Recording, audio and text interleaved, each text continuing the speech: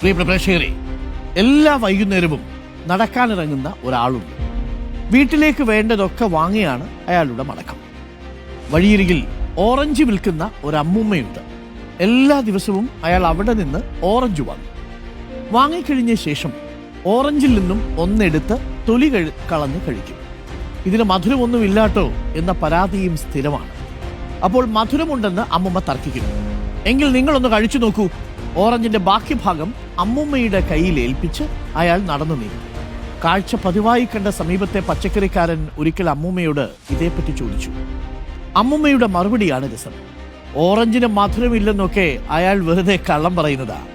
എന്നെ കൊണ്ട് ഓറഞ്ച് കഴിപ്പിക്കാനുള്ള പരിപാടിയാണേ. പാവപ്പെട്ട എന്നോടുള്ള സ്നേഹം കൊണ്ടാ. അതെനിക്കറിയാം. നമ്മുടെ ജീവിതത്തിലും ഉണ്ടാവും ഇതുപോലെ ചിലത്. സഹായിക്കുന്നുവെന്ന് ഭാവിക്കാതെ താങ്ങും തണലുമാകുന്ന മനുഷ്യൻ. ഒരു നന്ദി വാക്കിനോ വൈകാരികതയ്ക്കോ ഇടമില്ലാത്ത ചില കുടുക്കൽ വാങ്ങലുകൾ. ഒരു നന്ദി പ്രകടനങ്ങൾക്കും അയാൾ നിന്ന് തരില്ല.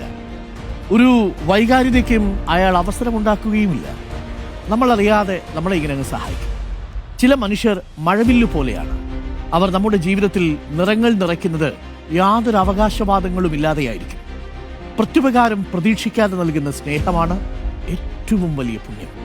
പ്രിയപ്പെട്ട പ്രേക്ഷകരെ, അങ്ങനെ ആരെങ്കിലും നിങ്ങളുടെ ജീവിതത്തിൽ എപ്പോഴെങ്കിലും ഏതെങ്കിലും ഒരു നിമിഷത്തിൽ പ്രത്യുപകാരമല്ലാതെ നിങ്ങൾക്ക് സ്നേഹവും നിങ്ങൾക്ക് സമ്മാനവും നൽകിയിട്ടുണ്ടെങ്കിൽ ആ മനുഷ്യരെ നിങ്ങളൊന്ന് ചേർത്ത് പിടിച്ചേക്കണം. അങ്ങനെയുള്ള മനുഷ്യരെ കിട്ടുന്നത് തന്നെയാണ് ഏറ്റവും വലിയ ഭാഗ്യം. നന്ദി പ്രകടനങ്ങളോ വൈകാരികതകളോ തിരിച്ചെന്തെങ്കിലും നൽകണം എന്നുള്ള പ്രതീക്ഷകളോ ഇല്ലാതെ നമ്മളെ സ്നേഹിക്കുന്ന ചില മനുഷ്യർ. ഒരിക്കൽ കൂടി പറയട്ടെ, സ്നേഹം തിരിച്ചു പ്രതീക്ഷിച്ചാൽ അത് കച്ചവടമായി. തിരിച്ചു നിങ്ങൾ അതേ അളവിൽ പ്രതീക്ഷിക്കുന്നതെന്തും കച്ചവടമല്ലാതെ മറ്റൊന്നുമല്ല. സ്നേഹം കച്ചവടം